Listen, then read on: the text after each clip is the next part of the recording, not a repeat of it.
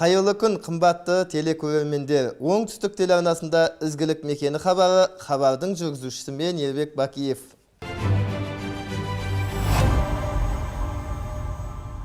Бүгін біздің ортамызда Қазақ Соқырлар қоғамы қоғамдық бірлестігінің Тұрар корпоративтік қорының президенті Салимов Батыр Бахадырұлы. Батыр, ортамызға қош келдің. Бүгінгі көңіл күйің қалай?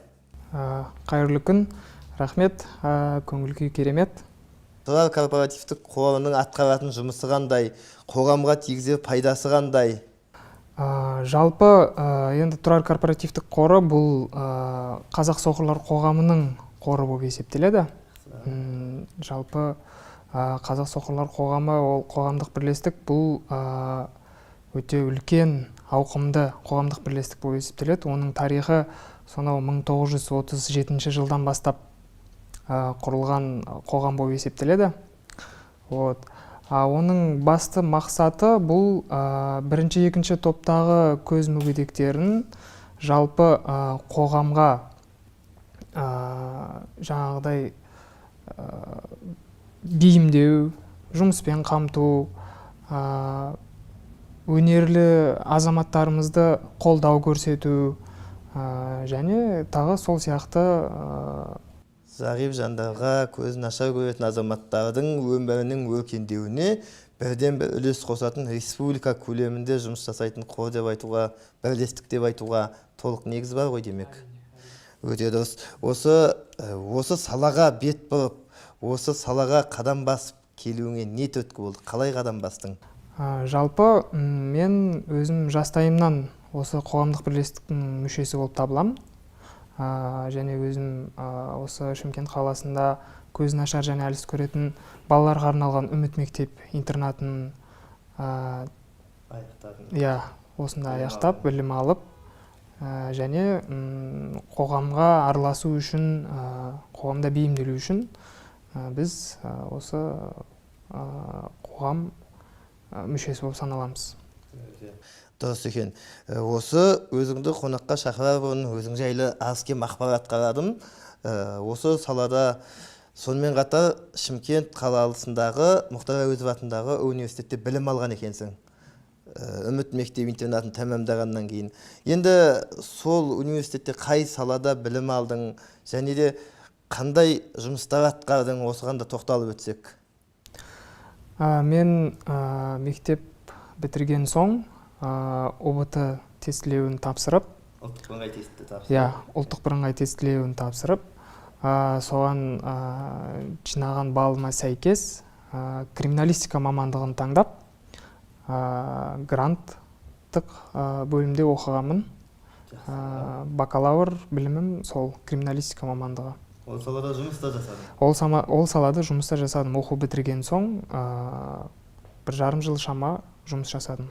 Осы біздің өзіміздің Оңтүстік Қазақстан облысы, ол кезде енді Оңтүстік Қазақстан облысы болатын тұғын, ішкі істер департаментінің қызмет істеген. Жалпы жаңа ұлттық бірыңғай тестілеуден жоғары балл жинап, грантқа түстім деп жатсыз. Осы орайда біздің мүмкіндігі шектеулі жандарға көрсетілетін ұлттық бірыңғай тестілеуде қандай жеңілдіктер болды сол уақытта? Және ол қиындыққа тап болған жоқсыздар ма? Енді ұлттық бірыңғай тестілеу біздің кезімізде, яғни мен мектеп бітірген кезімде, ол өте қиын тұғын. Жаңағыдай мүмкіндігі шектеулі азаматтарға ол тестілеуді тапсыру өзімен бірге жаңағы жеке көмекшісін, яғни көмекші ретінде ертіп кіретін тұғын. Бірақ жаңағыдай жауап парағын өздері толтыратын тұғын. Ол өте қиын, өйткені ол жерде жауап парағында жаңағыдай шеңберді бояу, бұл қазір бүгінгі күннің өзінде де жалпы мектепте оқитын балалар үшін де оңайға соқпайды. Сондықтан өте қиын. Бірақ қазіргі таңда енді жаңағы цифрлық жүйеге көшуіне байланысты білім министрлігі жеңілдіктер жасап қойған. Яғни жеке көмекшімен бірге электронды түрде компьютер құрал көмегімен жағдай жасалған оған. Енді осы тестті тапсырып, балл жинағаннан кейін осы криминалистика саласына қызығуың қалай қызықтың, және оның ішінде қай саласын толық меңгеріп оқыдың? Криминалистика туралы айтатын болсақ, бұл жалпы үлкен ғылым, яғни үлкен ұғым. Оның ішінде өте көпке бөлінеді, және ол бүгінгі күнде бұл ғылым әлі аяқталмаған, дамып келе жатыр күннен күнге. Ал қызығушылыққа келетін болсақ, мен жастайымнан негізі детектив фильмдеріне, детектив оқиғаларға, жаңағыдай сондай жанрдағы жерге өте құмар болғам. И жаңағыдай шетел әдебиетшілерінің, жаңағы Агата Кристидің Пуаро шығармасын көретін едім кішкентай кезімде. Сол қатты қызығушылық пайда болған, содан бастап сол оқуды мен таңдадым. Оның ішіндегі салаға келетін болсақ, жалпы өзіме жаныма жақын, өзіме ұнайтын және қызығып меңгерген салам бұл баллистика және трассология. Баллистика дегеніміз бұл отты қару, жаңағы оқ-дәрілер, оның құрылысы және оның іздері, соған қатысты, соған байланысты зерттейтін ғылым. Ал трассология дегеніміз ол жалпы іздер, яғни оның ішіне көптеген іздер кіреді. Жалпы трассологияның өзі үлкен сала болып есептеледі. Енді қайтадан жоғары тақырыпқа оралсақ, қазір осы Тұрар корпоративтік қорында жұмыс атқарасың. Оның алдында да осы бағытта жұмыс жасадың. Жалпы атқарып жатқан жұмысың өзіңе қиын емес па? Әрбір жұмыстың өзінің қиыншылықтары болады енді. Қиын емес, оңай деп айтуға да болмайды бұл жерде. Бірақ тырысып, қайсарлықпен, жаңағыдай ізденушілікпен, сол сияқты қасиеттерді іске қосып, мәселелерді шешіп келе жатырмыз. Мінекей, осы орайда өзің осы қызметтен бөлек спорттық жарыстарға да қатысып, осы республика көлеміндегі чемпионаттарға ел намысын осы оңтүстіктің шырайлы Шымкент қаласының да атынан көк туды желбіретіп, түрлі жетістіктерге жетіп жүргенсің. Сол спорттың қай түріне қатысып жүрсің? Осында айтып өтсең, біздің хабарымызды тамашалап отырған өзге де өмірге құштар азаматтарға үлгі өнеге болу мақсатында сұрап жатқаным. Мен өзім салауатты өмір сүру салтын ұстанамын, және де кәсіпті түрде спортпен айналысамын. Яғни пара жеңіл атлетикадан спорт шеберіне үміткермін. Қазақстан Республикасының чемпионы 2016 жылы. Қай қалада өтіп еді? Шымкент қаласында 2016 жылы. 2014 жылы Талдықорған қаласында екінші орын иеленгем жеңіл атлетикадан. 2019 жылы Ақтөбе қаласында екінші орын иеленгем. Жалпы спортқа деген құштарым өте үлкен. Өте үлкен, өте жоғары. Жақында осы қыркүйек айының 20-сынан кейін ғой деймін, тағы да республика көлемінде спартакиада өтейін деп жатыр. Оған дайындығың қалай? Жалпы қатысуға деген уақыт мүмкіндігің бар ма оған? Оған уақыт бөлуге тырысып жатырмыз. Өйткені жарыс жақындап келе жатыр. Жарыс жақындап келгеннен кейін адамда былай сәл үрей пайда болады. Өйткені республикалық жарыс, спартакиада, бұл жарыс бізде 4 жылда бір келеді. Яғни ода жеткен жетістіктер Қазақстан Республикасының ұлттық командасына жолдама алуға, ұлттық команданың іріктеуінен өтуге өте көп үлесін қосады.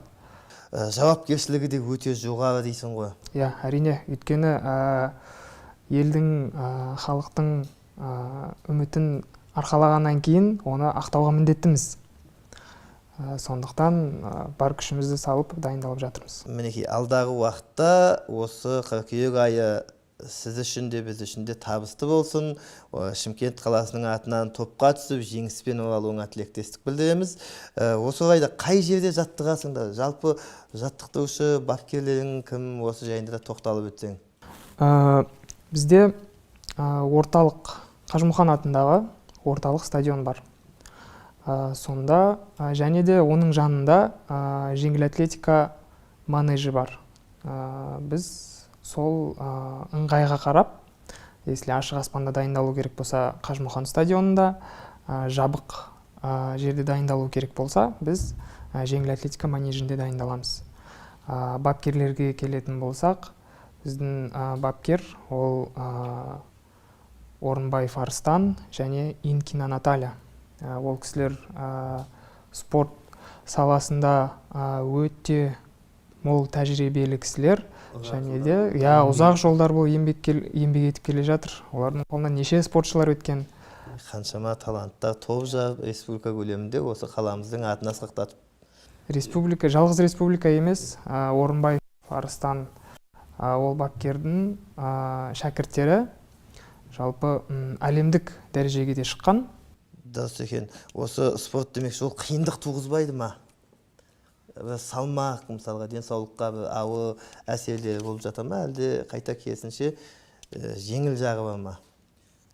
Енді біз жас кезімізден сол нәрсеге қызығып бейімделгенімізден кейін ол нәрсені біз сезінбейміз. То есть ауыртпашылық түсіп жатқан жоқ. Бірақ біз енді мүмкіндігі шектеулі спортшылар болғаннан кейін әрқашан медициналық қадағалауда боламыз. Өзіміздің спорт диспансеріде біз бақылауда тексеріліп, жаттығу кезінде де жаңағы бір медбике сонда біздің жаңағы бақылап мониторить етіп отырады. Біздің мысалға қазіргі енді еліміздің атынан, Қазақстанның атынан Паралимпиада Токиода да топ жарып өтіп жатқан байқауда ел намысын қорғап, алтынмен, күміспен қол жеткізіп жатқан жандар да бар. Яғни бұл дегеніңіз төккен тердің және өмірге деген құштарлықтың нәтижесі ғой деп ойлаймын. Пікіріңіз осы орайда? Әрине, жалпы негізі мүмкіндігі шектеулі азамат үшін спортпен айналысу деген бұл өте үлкен еңбек, өте үлкен жаңағы жұмыс көлемін талап етеді. Бұл жалғыз спортшы үшін емес, бұл жалпы бапкерлер үшін де өте үлкен жаңағыдай жүк түседі мойнына. Өйткені оның жаңағы медициналық көрсеткішімен қарсы көрсеткіштерін есепке алу керек. Жаңағыдай оған нагрузка дейміз ғой, салмақ. Енді соны есепке алуымыз керек. Содан кейін оның өте көп факторлар бар. Содан кейін мен ойлаймын, негізі жалпы болашақта енді біздің паралимпийцтерге көптеу көңіл бөлінсе, жалпы әлеуметтік жағынан, спортшыларды қызықтыру үшін, спортшыларды тарту үшін, ынталандыру үшін бізде жарыстар, турнирлер көбейсе, және де бізде жаңағыдай ынталандыру мақсатында жетістікке жеткендерге стипендия төленсе дейміз. Сондай мақсаттарда, сондай бағыттарда жұмыс жасалуын негіз қалайтын едік.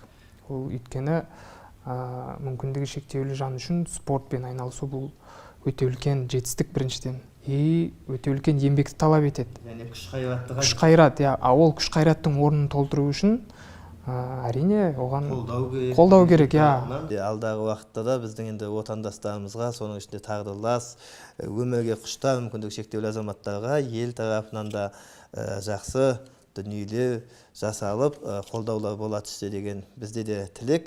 Осы орайда өзің тек қана жеңіл атлетикадан бөлек бала жастан шахматқа да әуестігің, қызығушылығының барын біз білеміз. Осы шахматтың өзі сенің өміріңе қаншалықты әсер етеді? Шахмат ол өте керемет ойын негіз. Ол стратегиялық ойын, адамның ми несін қыртысын дамыту үшін, логикалық ой өрісін дамыту үшін. Мен кішкентай кезімнен әлі күнге шейін қызығам. Кішкентай кезімде мектеп жаста ойнадым. Күшті бапкерім бар еді.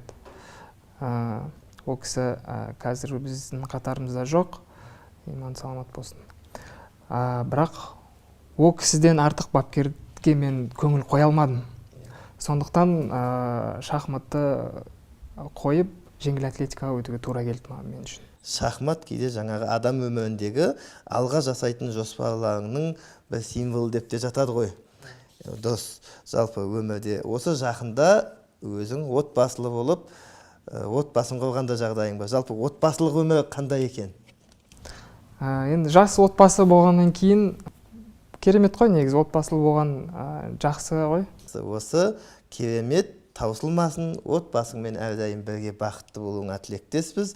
Және де осы орайда өзіңе отбасылық бақыт, мынау атқарып жатқан жұмысыңа табыс, қызметіңде жетістіктер және жарыс жолында тек жеңісті күндерің көп болсын деген тілек айтамыз. Сонымен қатар мынау ізгілік мекені хабарының арнайы демеуші болып, қызмет баспа үйінің атынан ақылдым журналын өзіңе сыйға табыс еткіміз келеді. Үлкен рахмет, керемет сыйлық. Алдағы уақытта кішкентайларыңмен бірге осы журналды оқып, бізден естелік болсын. Қымбатты телекөрермендер, біздің эфирде ізгілік мекені хабары болатын. Бүгінгі біздің хабарымыздың қонағы Қазақ Соқырлар қоғамы қоғамдық бірлестігінің Тұрар корпоративтік қорының президенті Салимов Баты Бахадырұлы болатын. Біз сіздермен қоштаспаймыз. Келесі кездескенше аман сау болыңыздар.